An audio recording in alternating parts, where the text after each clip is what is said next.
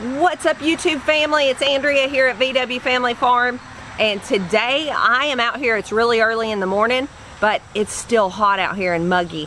We're hoping that fall is on the way, but it has not shown its face yet. So one of these days, I'm gonna come on here and say, it's cool out here, it feels so good. But for right now, it's hot. So I'm out here really early. I am about to uncover the floating row cover. I'm gonna take it completely off to one side. I'm gonna hoe what's there. I'm gonna use the Haas high arch wheel hoe, and I'm gonna get the grass out of there. And then we shared some of our fall plant starts with our friends, and we have gotten those back. They've planted what they wanted. So I'm gonna get what few is left there into the ground in places that the plants that we planted probably died, some of them, I'm sure. So I just thought I'd bring y'all along. I'm gonna get it uncovered, and then I'll show you what it looks like under there and give you a good peek of what's going on under there. All right, it's uncovered, so let's go down through there and take a look real quick. All right, I'm just gonna give you an overview that you can see it's grassy in some spots. It's not terrible, but that's what I'm gonna take care of. We have this nut grass coming up everywhere in our yard and gardens. I'm just gonna pan down through here and show y'all kind of what all is growing in this row. There's some bare spots. Those are what I'm gonna fill in.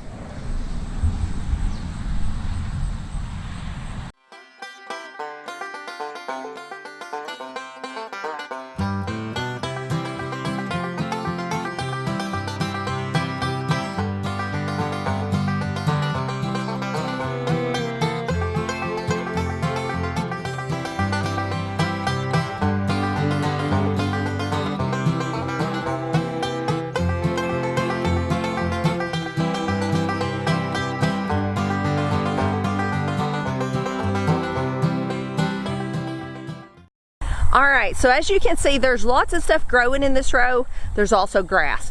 There's morning glories. It cracks me up when people say they planted morning glories. I'm like, please don't. They will take over. They're beautiful, but they're very invasive. But anyway, I'm going to get to work and get this worked up. I'm going to be using several different tools and just get this in shape. And then I'm going to stick some more stuff in the ground. So I'm going to set y'all up and I'm going to get busy.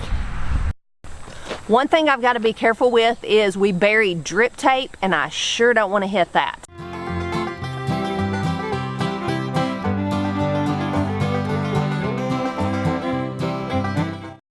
Alright y'all, I'm about halfway done with hoeing and cleaning this row up.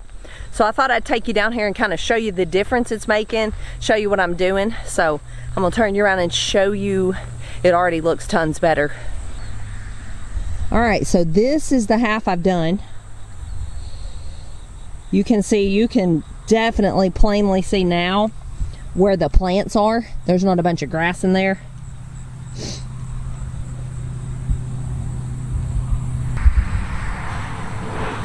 And down there is the end I haven't got to yet. So it's definitely looking better. That will give the plants less competition for water and all kinds of things, minerals and nutrients out of the soil when all those weeds are out of there, not trying to compete with them and grow also. And things like morning glories, they'll grow up. I've hoed several of those that are right beside the plant. They will grow up right beside the plant and kind of mimic a plant. So maybe you won't see them, I guess. They're very hardy and they will take a lot of nutrients from your vegetables. So I'm trying to get those out of here. I'm also having to mainly use a hoe because the drip tape is down here and I definitely don't want to hit that. It's been awesome and I just really want to take care of it. So I'm almost having to like scrape the ground with the hoe and not really hoe down into the ground. But here's the wonderful news. We got a rain last night. Our soil is back to being deep, dark, rich brown because it was just so dry here. So that is a perfect time if you can. It's been so dry here that the rain just soaked in, so it's not muddy here. I'm not sinking or anything, but it definitely gave the ground a drink, and that's a great time to get out and do some hoeing and cleaning up because the plants come out a whole lot easier. One thing I wanted to show y'all is, I know weeding's not fun, but if you get after it when the weeds are small and don't let them get out of control, and I'm the world's worst, so don't think I'm judging, because if anyone, I'm judging myself. But when they're tiny like this, I want you to watch. You can just barely scrape the ground and it doesn't take hardly any effort. You could pull these by hand really easily. It's just so much better if you take care of them a little at a time and not let it get out of control. And then it's not so overwhelming either.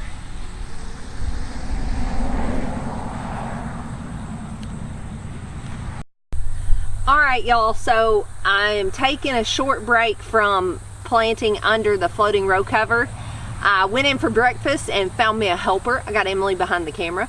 And as I was in there, I thought, you know what? I wonder if I've got any more carrot seed, because one of y'all left a comment and said, you still got plenty of time to plant the carrots. I'm fixing to plant mine. Go ahead and just try it again. And I thought, you know what? I think I will. So first off, I just want to say thank you, because y'all inspire us to keep going and to try new things and to try again. So I went in and found some carrot seed. I've actually got some cosmic purples, and then I've got some muscade, and I'm just going to sprinkle these and see if I can't get the carrot bed revived and get more carrots sprouting, because I really would like a good crop of carrots this year. So I'm going to do that first.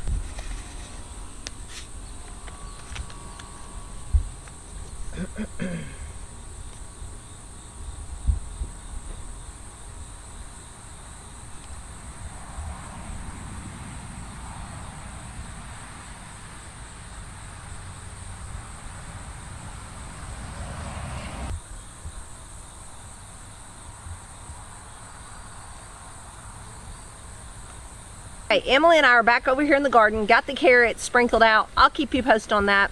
I didn't cover them or anything because it's got all that perlite in it from when we amended it before, and we're just gonna see what happens. I'm keeping them really moist. I was still in the habit of doing that. It's just we didn't do it while we were in California. But we are gonna hurry because it's supposed to rain here today. Try to get these popped out. Emily, you can pan down here. These have been, somebody watered these for us while we were in California and planted a few. You can see they've got some bug damage, but I'm gonna go ahead and pop these out and get what's left here stuck in the ground in that row. Emily, there's another tray over here.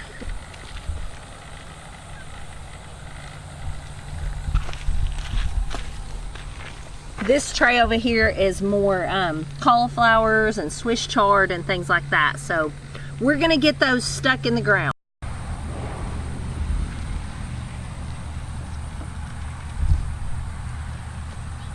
Love, love, love these sturdy trays.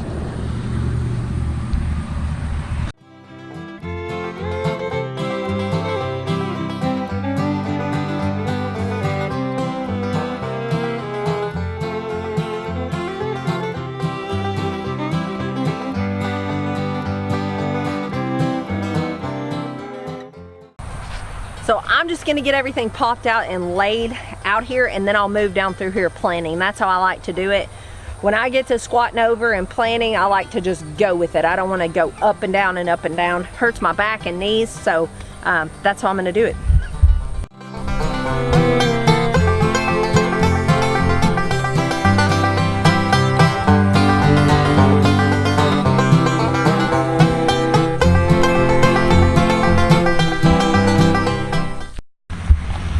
Came home just in time when we got it done.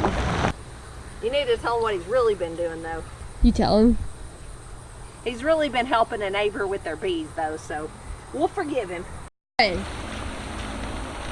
Washing my hands in muddy water. Where everybody steps. Right.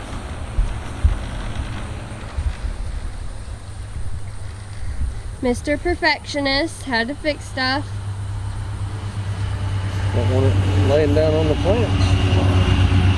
One thing that we are realizing, using this high tensile wire, see how it wants to roll? They want to lay down, and you don't want that cover to just lay down on the plants. All right, they're all planted. This job is almost done. Now, in the past, I would have went down through there with a little watering can, and I like to water in the roots when we plant transplants.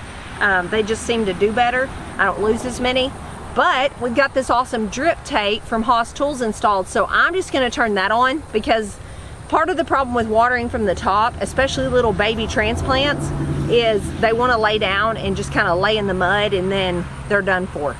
And when it dries that way, they're stuck there. So I'm just going to cover these up without watering them and turn on the drip tape to give them a drink from underground. So I'm going to work on that.